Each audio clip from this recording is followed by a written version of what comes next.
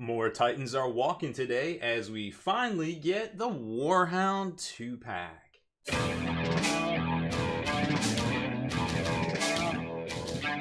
Spiking bits. That's right, we didn't have to wait long from the launch of Titanicus to get our hands on the Warhound Scout Titan 2-pack. Now these are $65 new release this week. Of course, you can pick them up from Miniature Market for a bit of a discount.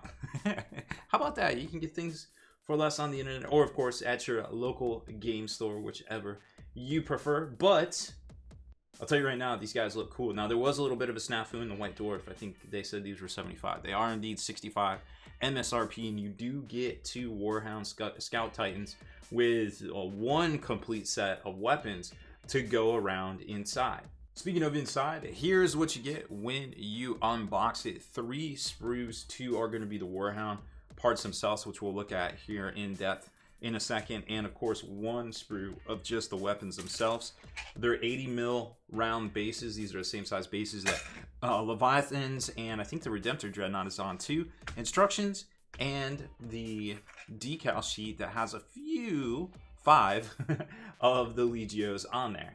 So let's see what makes these bad boys tick as far as assembly. And it looks pretty straightforward, very similar to how you would actually assemble these guys from Forge World. I've put together a few in my day. And, well, normally you start with the feet and work your way up. So they're telling you to work at the waist here, which doesn't look to be too hard, like kind of a left and right piece, a top kind of waist socket, so to speak. The legs look to be a single part.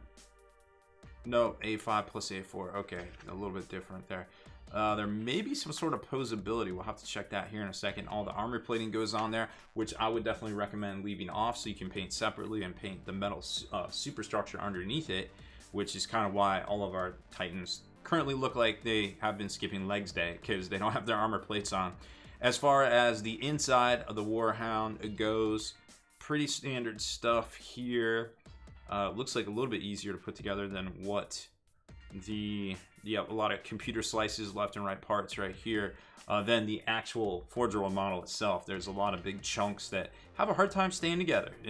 If you ever get the actual Forge World kit, it's not too bad, but you're going to be working with a lot of larger resin pieces, and sometimes that requires pinning, and it can be a little frustrating. It's definitely an expert level kind of task. The head here looks to go together pretty well, and the top armor plate is all one thing, and it looks like all the weapons have a left and right wiring depending on which arm you want to put them on, similar to the Reaver Titan. And then they all lock in. You put the head on there, so you got a couple of choices, it looks like, for carapace as well as leg armor. So let's jump into the sprues and check them all out. So first up looks to be pretty much an armor, or a sprue of armor here. It's kind of crazy, but rather convenient. So you got your hip or your thigh pads here, your crotchal plates right here.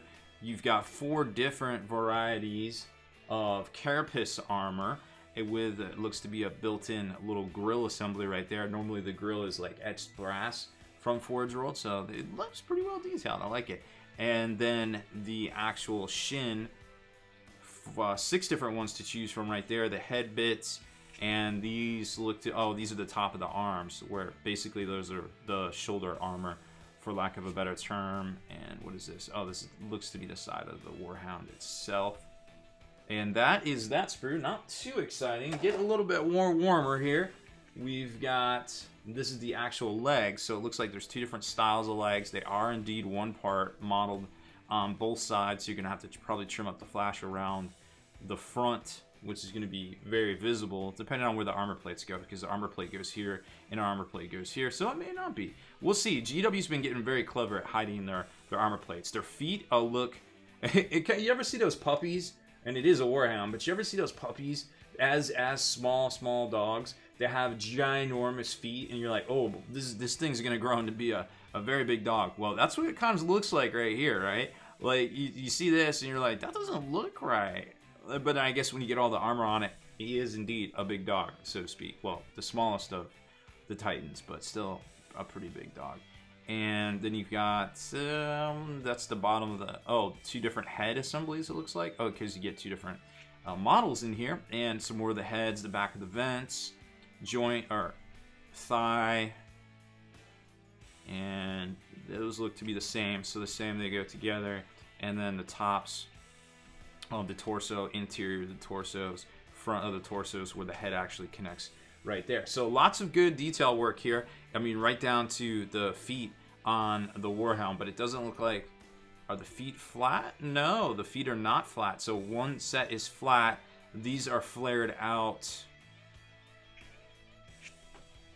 These are, that's going to be interesting. So it looks like one is flat, one is flared out. So maybe they're slightly walking. We'll have to get these assembled here and kind of give you a better idea of how that's going to look.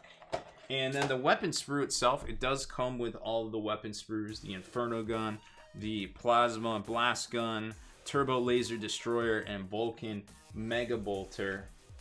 Here you can see the big flamer. There's the Turbo Laser Destructor. You got your Vulcan Mega Bolters, your blast guns, and then all the wiring harnesses depending on which way you want to socket them. And then tops, I think that's the top of the Turbo Laser. Yeah, that looks to be the top of the Turbo Laser. And they socket into here, and it looks like the weapon, the shoulder sockets are right here. So it's going to be interesting to magnetize. I'm not sure if that 5mm by 1mm magnet will work, but we're about to find out. Tiny dog alert. Here he is, the tiniest of all Titans, well, except for a Night Titan, I suppose, the Warhound Titan. So we got them all put together. It's actually very easy, just follow all the instructions. We used a little blue tack to tack the armor plates on right there and tack them to this resin base here. Shattered City, I believe it's called, by Elric's Hobbies, one of my favorite for my Titan Legions. As far as why it's wobbly here at the joint, you can actually magnetize it. So if you have leftover 5mm by 1mm magnets, well, you can use them in the waist right here, as well as at the bottom of the arm socket. So just shave off about 2mm total of material right here, plant you a magnet in the weapon and a magnet on top right here, and you can now magnetize your Titan. I meant to drill out those barrels. They don't come pre-drilled. I think that'll be pretty easy to do. Forgot about that one.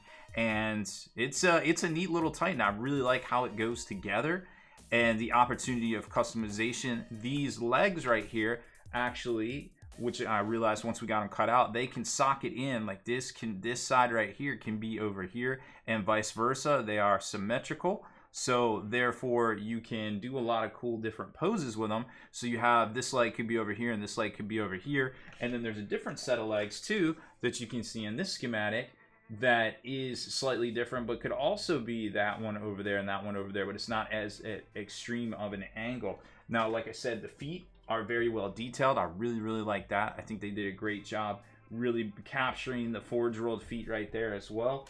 And as far as size goes, check this out. So here's the Warhound, and then we've got the Revert Titan right here from our last video, all magnetized up. He skipped legs day, so you can kind of get an idea. He comes roughly up to his waist, and then currently the largest Titan, but I'm sure we're going to see an Imperator at some point, the Warlord right there. So that kind of gives you an idea of one big happy Titan family. I love this new game and these miniatures. They're so well detailed. Oh, and a little bit of tee-hee-hees, or a little bit of ha-has. Here is the Warhound with the cockpit of the actual Warhound Titan from Forge World. I guess it's about $600 or $800. I'm actually scared to look, but that's how it sizes up. So just to give you an idea of how the real actual model compares to now the smaller scaled plastic kit right there. Rules wise, if you're playing Titanicus, the Warhound Titan clocks in at 180 points plus weapons, 3+ ballistic skill, 5 command, 8-inch normal, 12-inch speed. So this guy has, while you're going to see with his weapons, they're locked into the forward arc, significant speed difference, double the Warlord Titan. So while he might not have 360 arc, he is able to maneuver a lot quicker than the Warlord and get around in the flanks. Of course, maneuver also pushes him. He can really get in there and execute some finite maneuvers while at a higher speed. He can only repair with 2 servitor clades and a 4-up weapon skill in combat, and obviously has less shields or less reactor points and less void shields. You're gonna have to pay close attention right here to these orange and red areas, because it's very easy to get in trouble quick with the Warhound, so you don't want to push him quite too much. Now, as far as his armaments go, and it's a little bit easier to damage him because he starts 10, 11 down here, 10 and 12 on the body and the legs. The head's actually a little bit harder, but if you play Titanicus, you probably know most weapons, you know, a strength 4 weapon can actually hurt the body, which is really dangerous for the Warhound Titan as well. So be super careful when you're playing this guy. You don't want to get got or be out of position. Plasma Blast Gun, 30 points.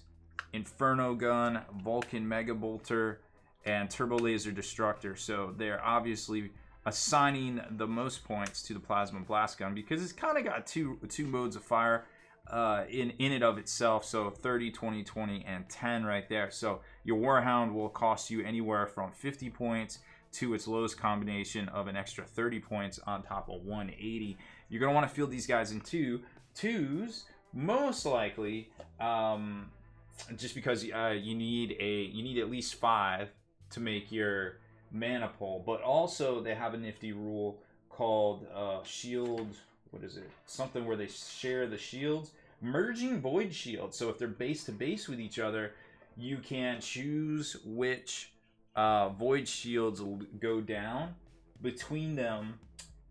They can use the void shield level of either Titan, and if the saves are failed, they can pick which of the Titan's void shield levels is reduced and can even split it between them.